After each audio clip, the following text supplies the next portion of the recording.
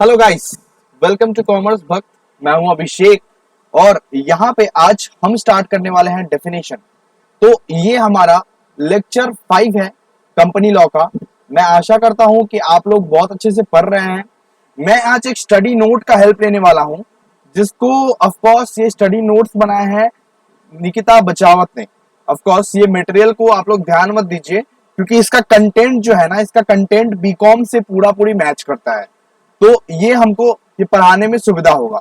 अगर आपको नोट्स चाहिए, नोट्स के लिए आप लोग को बार बार बोले हैं कि टेलीग्राम चैनल पे आप लोग ज्वाइन हो जाइए, आपको नोट्स मिल जाएंगे।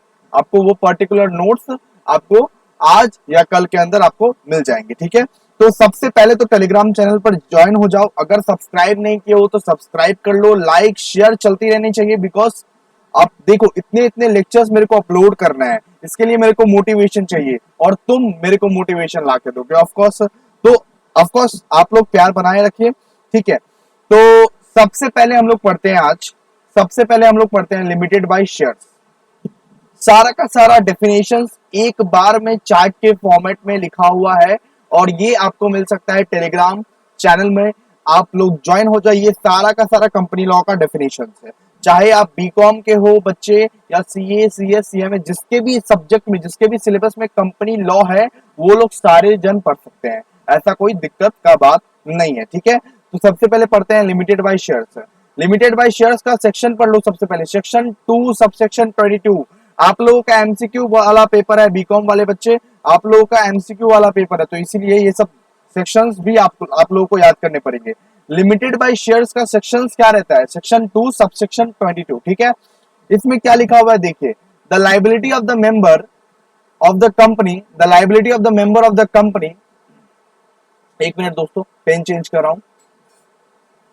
The liability of the member of the company is limited by its memorandum of association of the amount। इसमें मतलब क्या है कि अगर इसमें लाइबिलिटी कितना रहता है, जितना मेरा पेड अप शेयर कैपिटल है उतना ही सिर्फ मेरा लाइबिलिटी रहता है। If any unpaid up share is held by them is known as a company limited by shares. मतलब अगर मान लो कि जितने का तुम शेयर वैल्यू हेल्ड कर रहे हो और जितना पैसा तुम नहीं पे किए हो ना, सिर्फ लाइबिलिटी उतने तक का ही है।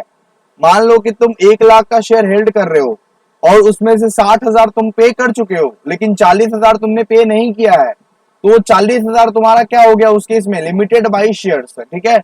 लाइबिलिटी, वो तुम्हारा एक लाइबिलिटी हो गया। लाइबिलिटी लिमिटेड बाय शेयर्स उसको ही बोलते हैं, ओके। तो वो सिर्फ तुम किसके लिए लायबल रहोगे? सिर्फ वो 40,000 पेमेंट करने के लिए लायबल रहोगे जो कि तुमने अभी तक पे नहीं किया है, ओके। उसके बाद देखो लिमिटेड बाय गारंटी।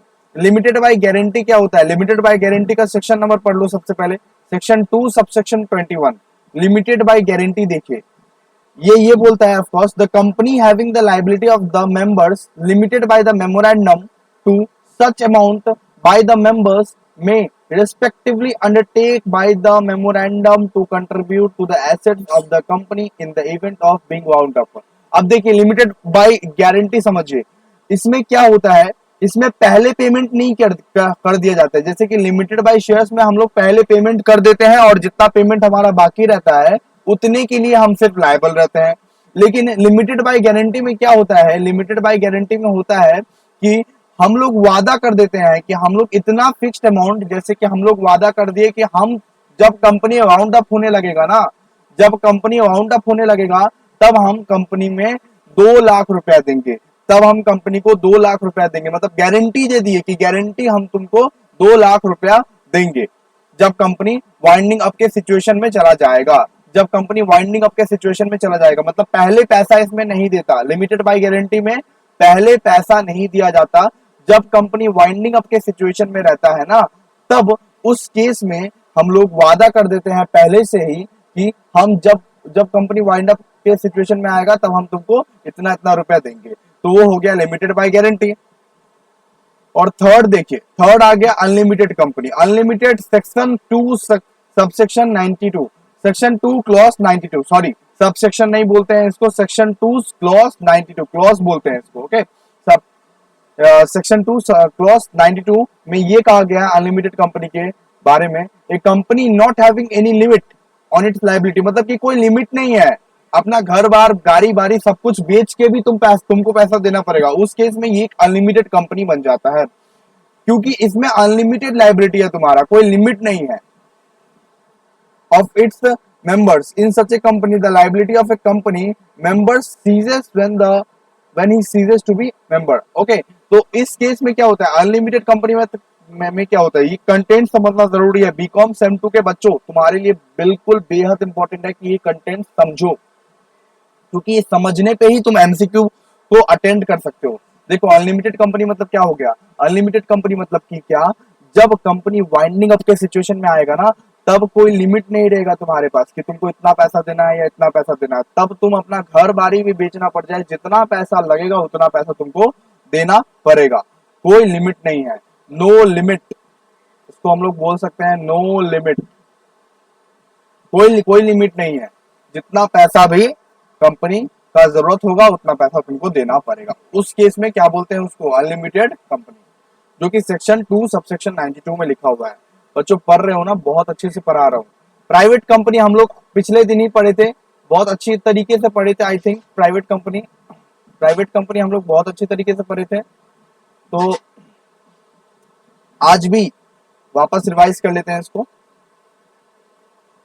बिल्कुल सर, चलिए प्राइवेट कंपनी को पढ़ते हैं। Private company means A company having a minimum paid up share capital as may be prescribed. Minimum paid up share capital as may be prescribed. Private company means a company having a minimum paid up share capital as may be prescribed. मतलब कि उतना capital होना चाहिए जितना prescribe किया हुआ है तुम्हारे कंपनी को, ठीक है। इसमें क्लॉज देखिए, and its way by articles. सबसे पहले तो restrict the right to transfer it shares. मतलब प्राइवेट कंपनी में क्या होता है, प्राइवेट कंपनी में ना अपना शेयर को तुम दूसरे बंदे के साथ या दूसरे बंदे के साथ तुम ट्रांसफर नहीं कर सकते, है ना। अपना शेयर को मैं अगर चाहूं, जैसे कि नॉर्मल में होता है, आप लोग शेयर खरीदे हो, कभी नहीं खरीदे हो, तो देखे तो होगे कि शेयर मार्केट से शेयर जब खरीदते हैं ना, तो शेयर को बेच भी देते हैं, तो उसको ही बोलता है ट्रांसफर। किसको बेचते हैं, किसी थर्ड पर्सन को बेचते हैं, ब्रोकर के थ्रू, ठीक है, तो उसी को बोलते हैं ट्रांसफर। लेकिन प्राइवेट कंपनी में ये करना अलाउड नहीं है। जो प्राइवेट कंपनी है ना, जिस कंपनी के आगे पीवीटी एलटीडी लगा हुआ रहेगा, वो लोग आप समझ जाइए प्राइवेट लिमिटेड कंपनी है। पीवीटी एलटीडी होता है ना, अगर पीवीटी एलटीडी लगा हुआ रहेगा तो वो प्राइवेट कंपनी है। अब देखिए, सबसे पहला देखिए, यहाँ पे आपको बस नॉलेज चाहिए, आपको रट्टाफिकेशन नहीं मारना है। सीए वाले बच्चों को रट्टाफिकेशन मारना है, बाकी सीए सीएमए और ऑफकोर्स बीकॉम वाले बच्चे को सिर्फ एमसीक्यू अटेंड करना है। इसके लिए आपको समझना पड़ेगा ये सब सारा चीज को, ठीक है। Restrict the right to transfer it shares. Restrict the right to transfer it shares मतलब कि हम लोग रेस्ट्रिक्ट कर दिए कि ट्रांसफर नहीं कर सकते अपना शेयर, ठीक है। रेस्ट्रिक्शन लगा दिए, इस पर हम लोग रेस्ट्रिक्शन लगा दिए कि शेयर तुम ही को रखना पड़ेगा, शेयर तुम एनी थर्ड पर्सन को बेच नहीं सकते। किस केस में, सिर्फ प्राइवेट कंपनी के केस में, सिर्फ प्राइवेट कंपनी के केस में। उसके बाद देखिए, except in case of one person company limits the number of its member to 200। मतलब कि कितना, सिर्फ 200 मेंबर रहेगा, सिर्फ 200। लिमिट कितना का लगा दिया है, प्राइवेट कंपनी में सिर्फ 200 मेंबर रहेगा, 200 से ज्यादा नहीं। सॉरी दोस्तों, थोड़ा डिस्टर्ब कर रहा है। Limits the number two 200 only, तो कितना रहेगा, देखिए ध्यान से देखिए, 200, सिर्फ 200 मेंबर्स रहेगा, ठीक है। उसके बाद देखिए, प्रोवाइडेड दैट, लेकिन एक्सेप्शन भी दे दिया है। ये क्या है, ये एक्सेप्शन है, एक्सेप्ट देखिए, उस 200 में क्या चीज काउंट नहीं होगा, उस 200 मेंबर में क्या चीज काउंट नहीं होगा, ये बोल रहा है। Provided that where 2 or more persons hold 1 or more shares in a company jointly, they shall be purposes for the clause। मतलब कि अगर मान लो एक शेयर्स को 2 या 3 पर्सन हेल्ड कर रहे हैं, तो वो एक ही पर्सन माना जाएगा। मान लो शेयर है एक, लेकिन उसको होल्ड कर रहा है 2 पर्सन, ये राम ये श्याम, तो ऑफकोर्स उसको, ये राम और श्याम को ना एक सिंगल पर्सन ही माना जाएगा, क्योंकि वो दोनों मिला के एक शेयर को होल्ड कर रहा है, वो दोनों मिला के एक परसेंटेज ऑफ शेयर को होल्ड कर रहा है, इसीलिए उसको सिंगल पर्सन माना जाएगा, ठीक है। ये एक्सेप्शन था, ये पहला वाला एक्सेप्शन था। और दूसरा वाला एक्सेप्शन देखिए, सबसे पहले तो employees and x employees of the companies भी माने जाएंगे अगर कोई एम्प्लॉइज रहा है। सिंपल बात समझिए, इतना बड़ा बड़ा चार्ट नहीं पढ़ने का दरकार है, मैं जो जो पढ़ा रहा हूं वो सब पढ़िए। सबसे पहले तो एम्प्लॉइज और एक्स एम्प्लॉइज, यहाँ पे दिया हुआ है ना, person who are in the employment of the company and person who have been formally employment in the company are deemed to be employment. वो लोग एक्सक्लूड रहेंगे इसमें से, ठीक है, वो लोग वो लोग इंक्लूड रहेंगे वो 200 में से। ओके, अगर मान लीजिए 200 मेंबर्स हैं और 10 एम्प्लॉय है और 10 एक्स एम्प्लॉय है, फिर भी वो प्राइवेट कंपनी माना जाएगा, फिर भी वो प्राइवेट कंपनी माना जाएगा, क्योंकि ऑफकोर्स एम्प्लॉयमेंट और एक्स एम्प्लॉयमेंट पर कोई रोक नहीं है। एम्प्लॉय अगर पहले से शेयर होल्डर रहा है प्राइवेट कंपनी का, या एक एक्स एम्प्लॉय पहले से शेयर होल्डर रहा है, तो 200 का आंकड़ा भी अगर पार हो जाए तो कोई भी दिक्कत नहीं है इस केस में। ओके, तो ये बात बताती है प्राइवेट कंपनी। हमने पिछला वीडियो में पूरा कवर कर लिया था, फिर भी हम आपको डिवीजन के तौर पे समझा दिए। ओके, उसके बाद देखिए पब्लिक कंपनी भी हमने कवर किया था। Public company means a company which is not a private company. सबसे पहले तो विच is not a private company वाला आप लोगों को देख के बहुत हंसी आया था, ये आपने देखा था तो ऑफकोर्स बहुत हंसी आया होगा। लेक्चर 4 में ही या लेक्चर 3 में ही हमने कवर किया था इसको। Which is not a private company सबसे पहले।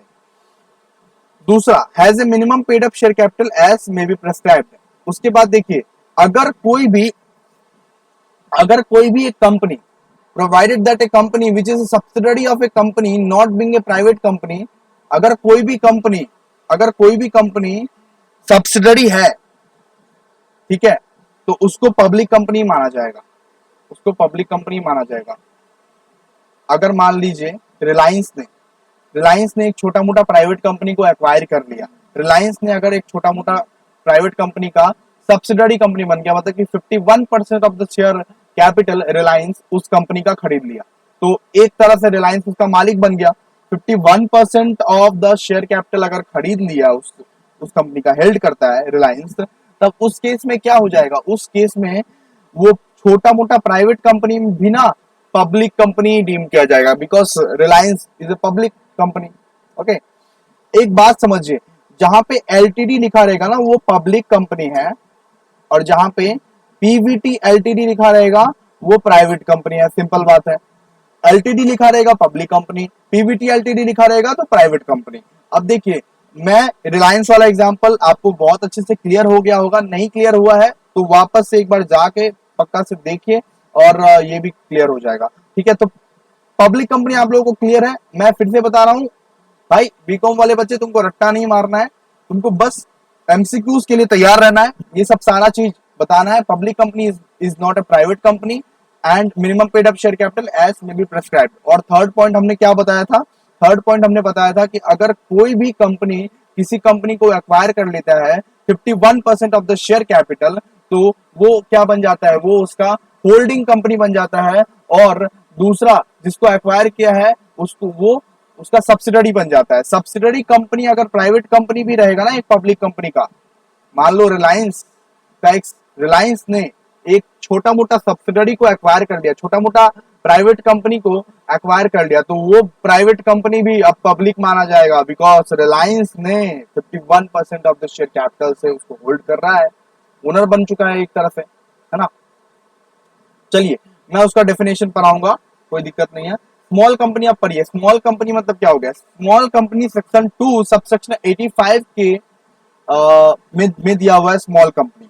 सेक्शन 2 सबसेक्शन 85 में ये बताया गया है, small company means a company other than public company. सबसे पहले अदर देन पब्लिक कंपनी मतलब स्मॉल कंपनी हमेशा प्राइवेट कंपनी होता है। यहाँ पे क्या बताने की कोशिश किया, इनडायरेक्टली बताने की कोशिश किया है, स्मॉल कंपनी हमेशा बेटा प्राइवेट कंपनी ही होता है। स्मॉल कंपनी क्या होता है, प्राइवेट कंपनी होता है। मतलब स्मॉल कंपनी मतलब छोटका कंपनी, क्या छोटका कंपनी, उसको हम लोग प्राइवेट कंपनी ही बोल सकते हैं। Small company means A company other then a public company. Public company नहीं होता है स्मॉल कंपनी। ओके, पब्लिक मतलब ये मत समझना भाई सरकार का कंपनी, ऐसा नहीं है। पब्लिक प्राइवेट मतलब ये सब मत समझना। तब क्या मुकेश अंबानी फ्री का है क्या, नहीं। पब्लिक कंपनी उसको बोलते हैं जो अपना शेयर को फ्रीली एकदम मार्केट में इशू करता है एकदम, और ट्रांसफरेबल करता है। मतलब जो शेयर मार्केट में पैसा जहां पे लगता है ना, मतलब शेयर मार्केट में क्या होता है, शेयर मार्केट में अपना शेयर कौन इशू करता है, पब्लिक कंपनी इशू करता है, प्राइवेट कंपनी का हक नहीं है। प्राइवेट कंपनी एक लिमिटेड अमाउंट ऑफ मेंबर्स को ही सिर्फ इशू कर सकता है, जिसको जिसको वो जानता है, जिसको जिसको पहचानता है, ठीक है। चलिए स्मॉल कंपनी पढ़िए। Small company means A company other then a public company जिसका पेड अप शेयर कैपिटल कितना होना चाहिए, paid up share capital of which does not exceed 50 lakh, 50 lakh रुपए से ज्यादा नहीं होना चाहिए। जिसका paid up share capital 50 lakh रुपए से ज्यादा नहीं होना चाहिए। जोर जोर से पढ़ो बच्चा, और सब्सक्राइब नहीं किया तो सब्सक्राइब कर दो, बहुत मेहनत करना है तुम्हारे लिए। और जिसका paid up share capital 50 lakh से ज्यादा नहीं होना चाहिए, और such higher amount as may be prescribed which shall not be more than 10 crore, which shall not be more than 10 crore, मतलब कि 10 करोड़ से ज्यादा नहीं होना चाहिए। अगर फ्यूचर में अगर कुछ बदलाव भी आया तो 10 करोड़ से ज्यादा उसका वैल्यूएशन कभी नहीं होगा, ये बताया गया है। लेकिन पेड अप शेयर कैपिटल कितना रहना चाहिए, paid up share capital does not exceed 50 lakh rupees, paid up share capital does not exceed 50 lakh rupees. समझ रहे हैं ना। सबसे पहले तो paid up share capital 50 lakh rupees से ज्यादा नहीं होना चाहिए। उसके बाद देखो turnover of its as per last profit and loss account immediately preceding financial year, मतलब कि पिछला जो बीता हुआ फाइनेंशियल ईयर है, जो इमीडिएटली गया है, पिछला जो बीता हुआ फाइनेंशियल ईयर है। अब नालायक को फाइनेंशियल ईयर ये मत बोलना फाइनेंशियल ईयर सर नहीं आता हमको। फाइनेंशियल ईयर किसको बोलते हैं, अप्रैल 1 से लेके मार्च 31 तक, अप्रैल 1 से लेके अगले साल का मार्च 31 तक ये फाइनेंशियल ईयर बोला जाता है। पिछला जो बीता हुआ फाइनेंशियल ईयर है उसमें 2 करोड़ से ज्यादा टर्नओवर नहीं होना चाहिए, तभी वो माना जाएगा स्मॉल कंपनी। 2 करोड़ से ज्यादा टर्नओवर, जैसे कि पिछला फाइनेंशियल ईयर हमारा क्या था, हमारा पिछला अभी तो हाँ हमारा पिछला फाइनेंशियल ईयर था 2022-2023, तो इसमें 2 करोड़ से ज्यादा टर्नओवर नहीं होना चाहिए, तभी स्मॉल कंपनी माना जाएगा, वरना स्मॉल कंपनी नहीं रहेगा, तभी स्मॉल कंपनी माना जाएगा। ओके, तभी स्मॉल कंपनी माना जाएगा। और फ्यूचर में अगर कुछ लॉज एंड रेगुलेशंस आए तो बस 100 करोड़ तक ही हम लोग इसका आगे बढ़ा सकते हैं, 100 करोड़ से ज्यादा नहीं बढ़ा सकते। ओके, एक्सेप्शन सुन लो, this section shall not apply to, मतलब ये सेक्शन, ये स्मॉल कंपनी वाला सेक्शन, ये स्मॉल कंपनी वाला सारा रूल किस पे अप्लाई नहीं करेगा, एक होल्डिंग कंपनी पे। अब बताएंगे पूरा डिटेल्स में होल्डिंग कंपनी किसको बोलते हैं। एक होल्डिंग कंपनी पे या एक सब्सिडरी कंपनी पे एक स्मॉल कंपनी वाला रूल नहीं अप्लाई होगा। एक कंपनी रजिस्टर्ड अंडर सेक्शन 8, मतलब कि एनजीओ जो रहता है ना, एनपीओ को क्या बोलते हैं, सेक्शन 8 कंपनीज बोलता है उसको, सेक्शन 8 कंपनीज पे अप्लाई नहीं होगा। ओके, ये सब सारा चीज डिटेल्स में कवर करेंगे, तुम लोग घबराओ मत, लेकिन ये सब याद कर लेना। और पीडीएफ चाहिए तो टेलीग्राम चैनल पर ज्वाइन हो जाना, ठीक है। ए कंपनी और body corporate govern under by any other act, तो कोई भी किसी भी तरह से कहीं से भी एक्ट लेके आए तो वो सब एक्ट से ये एक्सेप्शन है, ये सब एक्ट में नहीं अप्लाई होगा, सिर्फ स्मॉल कंपनी में ही अप्लाई, स्मॉल कंपनी वाला जो क्लॉज है, ठीक है। चलिए, अगर अभी भी समझ नहीं आया स्मॉल कंपनीज तो वापस एक बार देख लो, बार देखो, जितना बार देखना है उतना बार देखो, अवेलेबल करवा दिए हैं, जितना बार देखना है उतना बार देखो, आराम से समझ में आ जाएगा। अब पढ़ते हैं आज का लास्ट टॉपिक, ओपीसी। ओपीसी देखो, सबसे पहले क्या है ओपीसी, मतलब क्या हो गया, 1 पर्सन कंपनी। क्या हो गया, 1 person company. 1 person company is company which has only 1 person member, मतलब सिर्फ एक ही तो आदमी रहता है, सिर्फ एक ही तो आदमी रहता है 1 पर्सन कंपनी में, सिर्फ एक ही तो आदमी रहेगा, उस वो भी सीनियर सिटीजन रहता है मेनली। तो ओपीसी में क्या रहता है, ओपीसी में सिर्फ एक ही आदमी रहता है। उसमें क्या होता है देखो, the memorandum shawl indicate the name of the nominee, लेकिन नॉमिनी तुमको बनाना पड़ेगा। वो एक आदमी अगर लुढ़क गया तो दूसरा आदमी को नॉमिनी बनाना पड़ेगा ना, एक आदमी अगर लुढ़क गया तो फिर कैसे चलेगा ओपीसी, है ना। तो ओपीसी में क्या होता है, नॉमिनी बनाना पड़ता है, सबसे पहले बात है। उसके बाद देखो, the consent of the nominee shawl be taken, सबसे पहले साइन चाहिए नॉमिनी का। नॉमिनी ऐसे करके नहीं बनता है कि भैया हम नॉमिनी बन गए, भैया हम नॉमिनी बन गए, भैया नहीं, साइन चाहिए, साइन। नॉमिनी अगर साइन करता है तो उसको हम लोग बोलते हैं कंसेंट, ठीक है, कंसेंट चाहिए। मतलब सबसे पहले तो ओरली बोलो कि हाँ हम नॉमिनी बनने के लिए तैयार हैं, उसके बाद लिखित में भी साइन कर दो।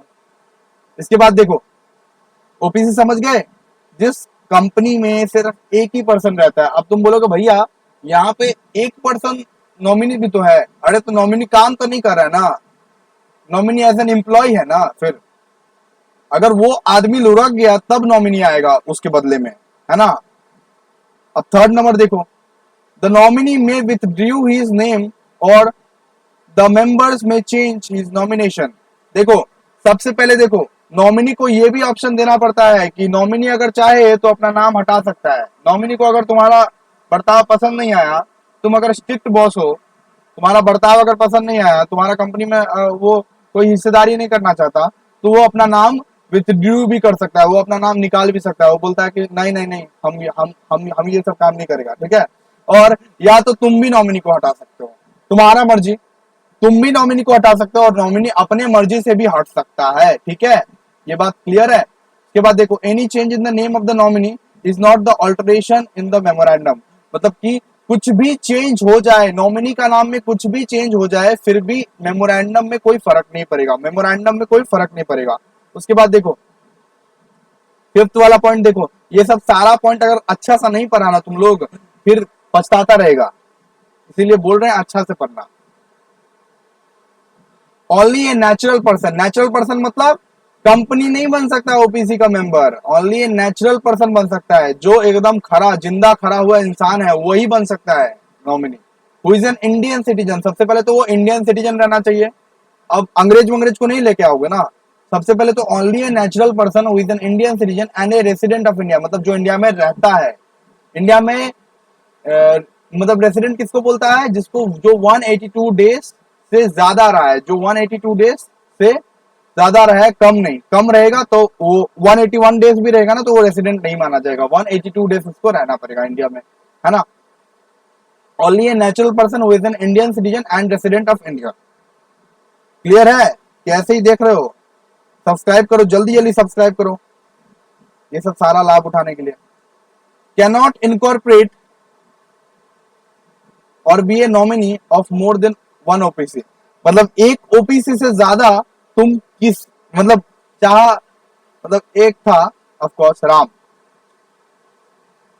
राम अगर चाहेगा हम यहाँ भी ओपीसी बन जाए, हम वहां भी नॉमिनी बन जाए, हम यहाँ भी नॉमिनी बन जाए, हम वहां भी नॉमिनी बन जाए, मतलब कि चार कंपनी में चार 1% कंपनी में वो नॉमिनी बन के बैठा हुआ है, वैसा नहीं चलेगा। सिर्फ एक ही तो कंपनी में तुम नॉमिनी बन सकते हो, एक तो कंपनी में मेंबर, एक तो कंपनी में नॉमिनी। क्या एक तो कंपनी में तुम मेंबर बन सकते हो, एक तो कंपनी में तुम नॉमिनी बन सकते हो, और चार तो कंपनी में तुम नहीं बैठ सकते हो नॉमिनी बन के, ओके। इसके बाद देखो नहीं समझ में आ रहा है तो वापस से फॉरवर्ड करके देख लो बेटा। बहुत आई थिंक मैं बहुत अच्छे तरीके से बहुत एफर्ट्स लगा कर समझा रहा हूँ, और तुमको सब्सक्राइब करना है इसी के लिए, मेरे को भी थोड़ा सा मोटिवेशन चाहिए बेटा। चलिए आइए नेक्स्ट पढ़ते हैं। Minor shawl not be A member. अब देखो माइनर बन गया, अगर माइनर नॉमिनी बन गया तो बालिका वधु का कांड हो जाएगा, है ना। तो मान लो 11 साल का बच्चा नॉमिनी बन जाए तो वो कंपनी को बर्बाद ही कर देगा। तो क्या 18 साल से ज्यादा होना चाहिए सबसे पहले तो। माइनर किसको बोलते हैं, 18 साल से कम वाले बच्चे को माइनर बोलते हैं, 18 साल से कम वाले बच्चे को माइनर बोलते हैं। तो 18 साल से ज्यादा ही होना चाहिए हमेशा, हमेशा मोर देन 18 ईयर्स, ठीक है। यहाँ पे देखो कैनॉट रजिस्टर्ड और कन्वर्ट इनटू सेक्शन 8 कंपनीज, मतलब कि ये ओपीसी जो है ना कभी भी एनपीओ में कन्वर्ट नहीं हो सकते। एनपीओ मतलब क्या हो गया पता है, जो ये सलमान खान चलाता है बीइंग ह्यूमन, उसको बोलते हैं एनपीओ, नॉन प्रॉफिट ऑर्गेनाइजेशन। मतलब दूसरों के लिए काम कर रहे हैं, समाज के लिए काम कर रहे हैं, प्रॉफिट के लिए काम नहीं कर रहे हैं। तो एनपीओ में ये कभी कन्वर्ट नहीं हो सकता, ठीक है। ओपीसी कभी एनपीओ में कन्वर्ट नहीं कर सकता। अब और पढ़ो, cannot carry non banking financial activities और इन्वेस्ट सिक्योरिटीज। तो कभी भी नॉन बैंकिंग फाइनेंशियल एक्टिविटीज ये नहीं करेगा, इन्वेस्ट सिक्योरिटीज में भी इन्वेस्ट नहीं करेगा 1% कंपनी, ठीक है। 1% कंपनी में कितना सारा रूप है देखो, cannot convert voluntary into a private company or public company for 2 years from the date of incorporation. मतलब कि इनकॉर्पोरेशन के 2 साल तक प्राइवेट कंपनी में ये कन्वर्ट नहीं कर सकता अपने आप को प्राइवेट कंपनी या पब्लिक कंपनी में कन्वर्ट नहीं कर सकता। 1% कंपनी में तुम इनकॉर्पोरेट कर दिए, 2 साल तुमको बैठे रहना पड़ेगा 1% कंपनी में, तुम कन्वर्ट नहीं कर सकते। क्या तुम कन्वर्ट नहीं कर सकते? ओके, क्लियर है ये सब सारा चीज। उसके बाद देखो, if paid up share capital exceeds 50 lakh rupees or its average annual turnover during the relevant period exceeds 2 crore rupees, it must be converts private और ये पब्लिक कंपनी। अब देखो उसका वो कंपनी मतलब वो कंपनी अगर मान लो ओपीसी ही खोला था, लेकिन उसका 50 लाख से ज्यादा पेड अप शेयर कैपिटल हो गया 2 साल के अंदर अंदर, और अगर 2 करोड़ से ज्यादा उसका टर्नओवर हो गया, तब वो ऑफ कोर्स क्या करेगा, तब वो प्राइवेट कंपनी या तो पब्लिक कंपनी में उसको कन्वर्ट कराना ही पड़ेगा। 50 लाख से ज्यादा पेड अप शेयर कैपिटल और टर्नओवर 2 करोड़ से ज्यादा, ठीक है, तब उसको क्या कराना पड़ेगा, तब उसको कन्वर्ट कराना ही पड़ेगा private company or public company में, प्राइवेट कंपनी या तो पब्लिक कंपनी में। ओके, तो आज हम लोग यहीं तक पढ़ेंगे। हम लोग बहुत सारे डेफिनेशन कवर किए, ठीक है, और ये चार्ट तुमको पाने के लिए सबसे पहले टेलीग्राम चैनल में जाना है और अपने दोस्तों को सारे शेयर करना है, सब दोस्तों को शेयर कर देना ये सब सारा वीडियो। अच्छा वीडियो चल रहा है, आई थिंक फ्री में कोई प्रोवाइड नहीं करेगा, तो ऑफ कोर्स इसीलिए ये देखो सारा का सारा डेफिनेशन हम लोग कवर किए। इसको अच्छे से रिवाइज करना, नहीं समझ में आया वापस से देखना, चैनल को सब्सक्राइब लाइक शेयर चलते रहने चाहिए। और चलो मिलते हैं कोई नेक्स्ट वीडियो में, तक के लिए